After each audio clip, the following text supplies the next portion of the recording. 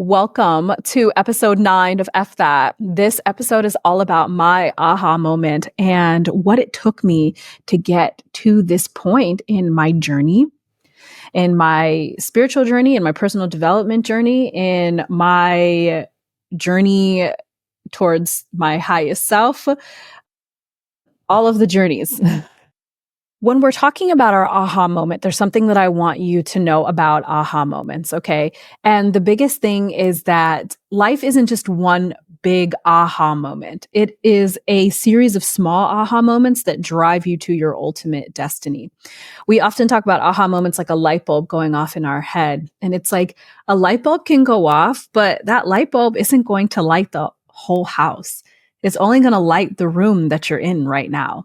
And if you look at your life like a house, and let's say you have an 8-room house, probably so far in your life, you have turned on 3, maybe 4 light bulbs, and you've got 3 or 4 rooms lit.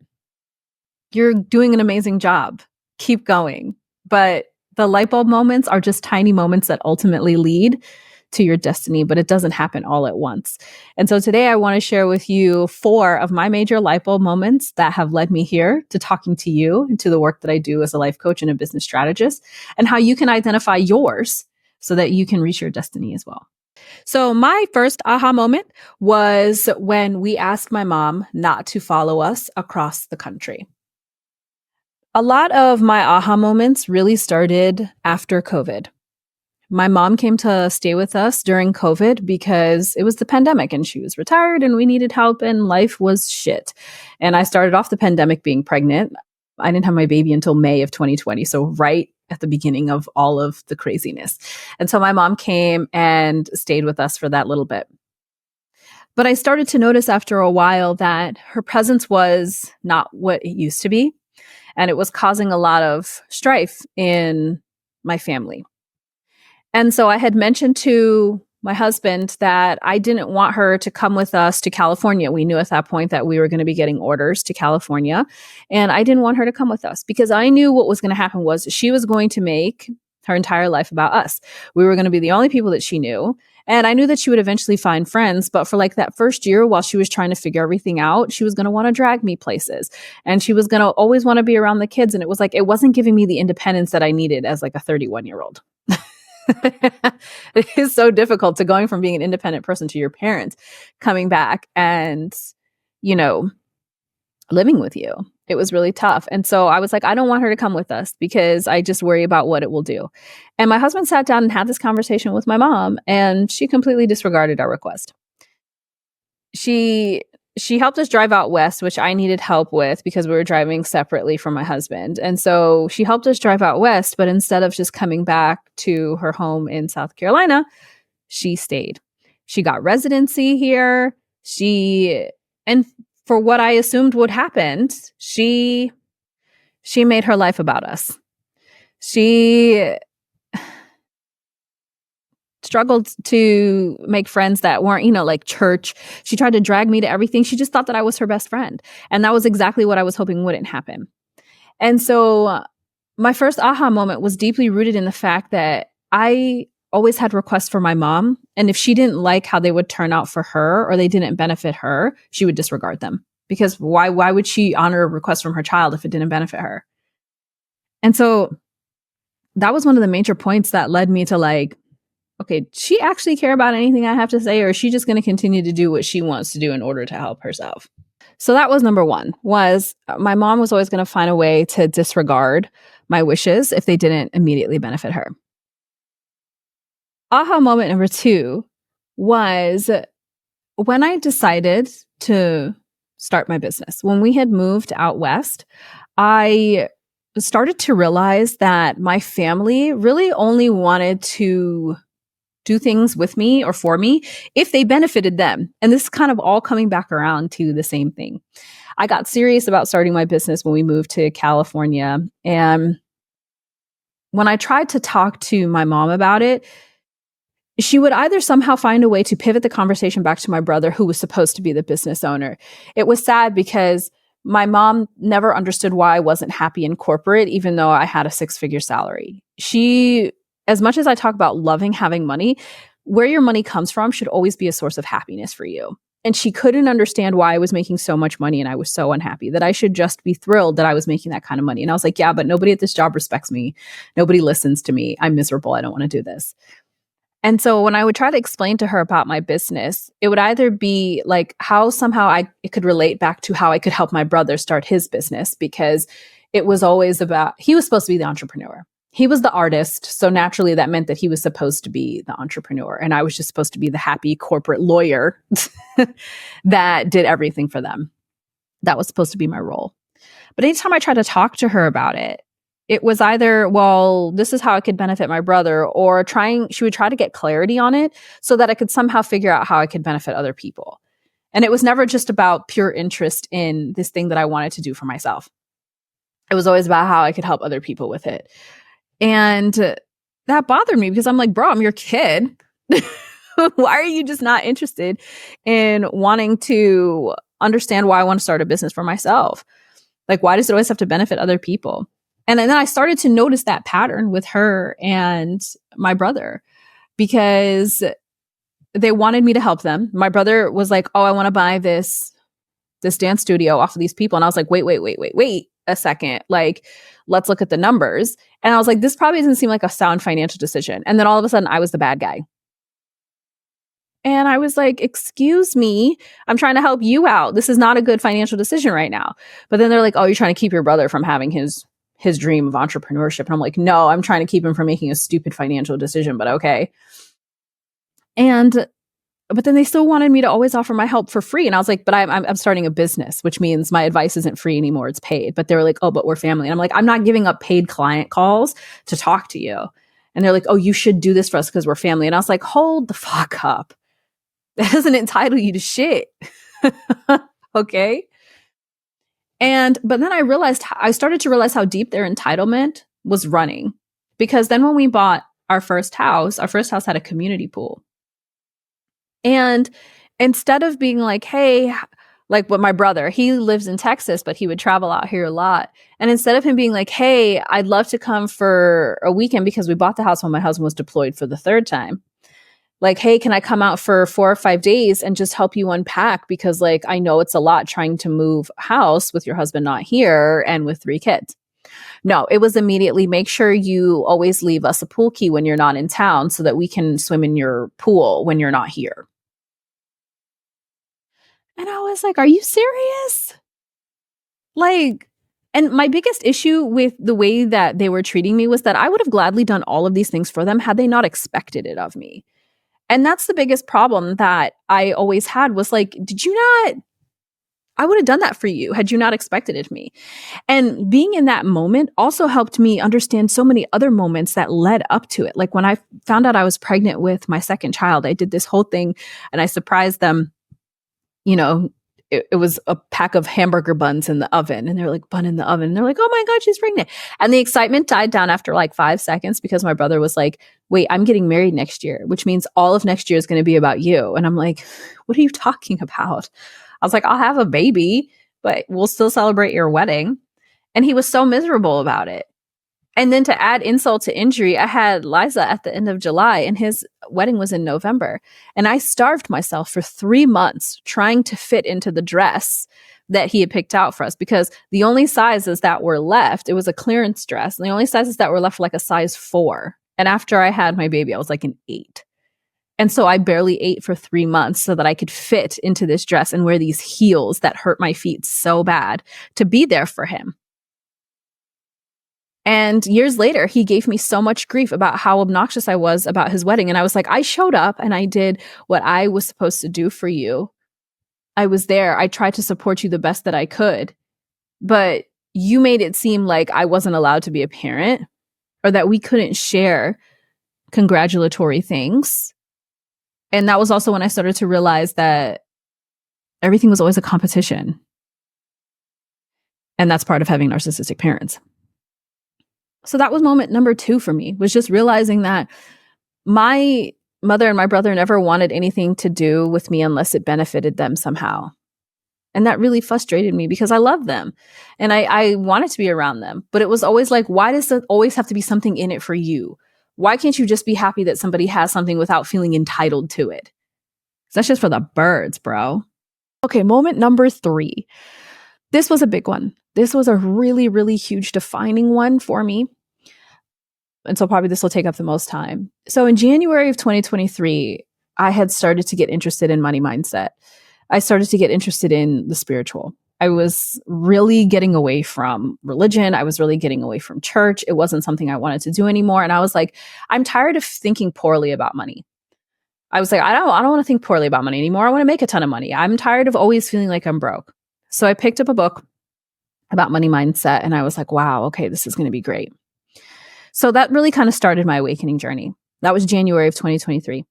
February of 2023, I was planning a trip with my best friend. She was coming in from South Carolina. She was going to do Disneyland and SeaWorld with us. I was excited. I hadn't seen her in almost 2 years.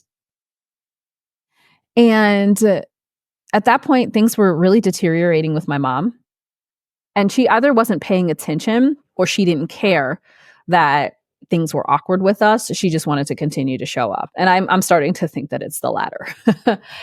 And so I remember the day that my friend flew in.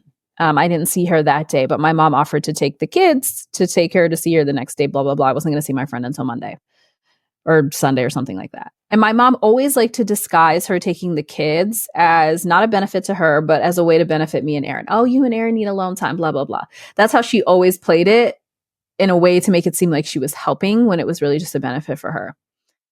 And so I dropped them off at the Carl's Jr. And it was just another awkward conversation with my mom that I didn't want to be there for. And I was like, I'm just ready to leave. Like, I don't want to be here. So I dropped them off there. I'm done having this conversation. I'm like, let's go. My husband and I walk across the parking lot to this grocery store. Naturally, there are Girl Scouts outside because it's February and they have Thin Mints. So obviously I bought a box, tear them open because of course I'm going to cope with food. Of course I'm going to cope with food. And so I eat like 2 or 3 of them, and I shit you not, this wave of emotion, it felt like an energy entered my body. It's kind of like Freaky Friday where they like switched bodies. There's this energy that it fell over me like a heavy, heavy wave. And I was like, what is in these Thin Mints? I thought my Thin Mints were laced. I felt high. Not like a good high either. Like I was like, what is wrong with me? And so I went home. I like slept all weekend. We went to Disneyland that following Monday. Naturally, it was chaotic and it was a shit show. And my mom was there and I didn't speak to her like at all. And I felt a little bit better being out in the sun, but not being around my mom. But, you know, a few days started to turn into a few weeks, started to turn into a few months. And I started to get worried. I went to the doctors. They were like, here's all the headache medications you can take. And they were not helping at all.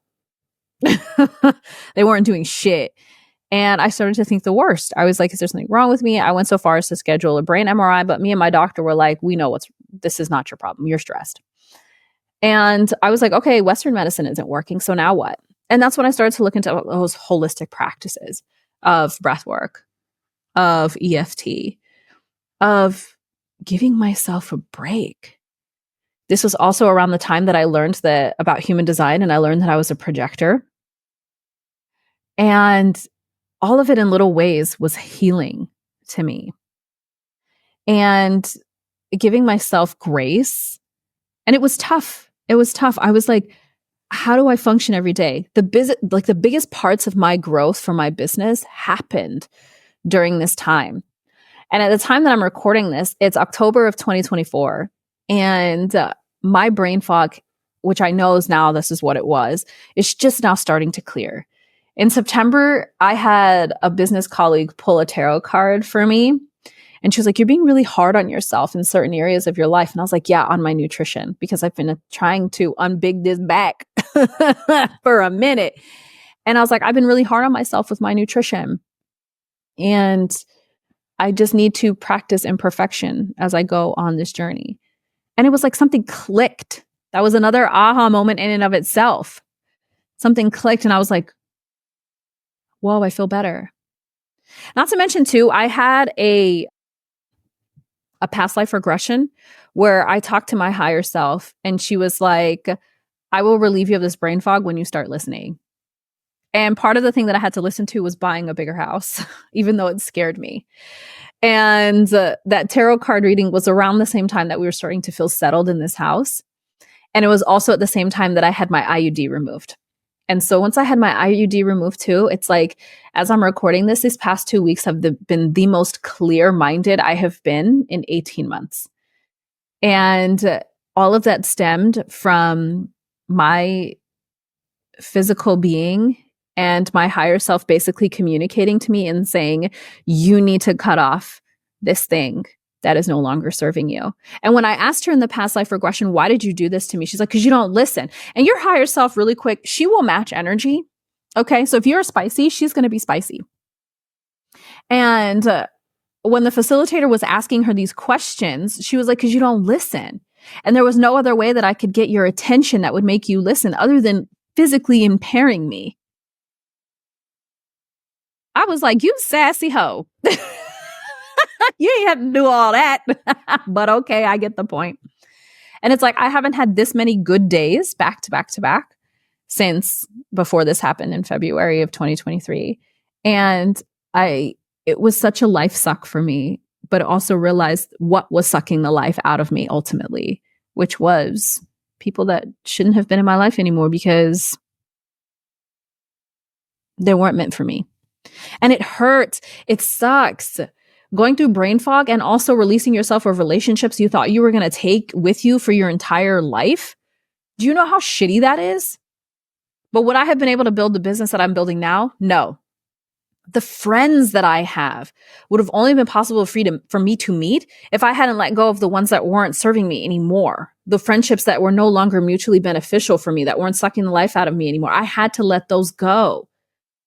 Everything that I have now is so much better than what came before, but I had to go through the shittiness of letting it go. And you right now might be facing that decision too. And you don't know what to do. And your body is communicating with you, telling you, hey, listen, this is what we're trying to do right now. And you're just like, blah, blah, blah. I'll just go take more pills. No, you need to do the work.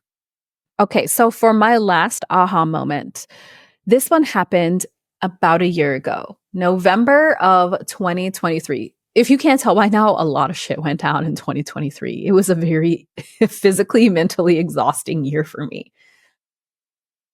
Me and my brother had drifted, but he didn't understand why at that point. And I thought that I had explained it to him. But the biggest mistake you can make with communication is assuming that it happened.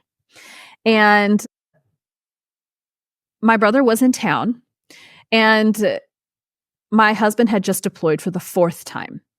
And I was starting to get a little bit weary because I was like, all the other times that my husband had deployed, my mom had been there to help. And I didn't know how I was going to not have her help this time. And then I decided, you know what? No, if she's going to use the kids as an excuse, I will too. So I'm like, I'll let her watch them. It'll help me relax and I don't have to see her.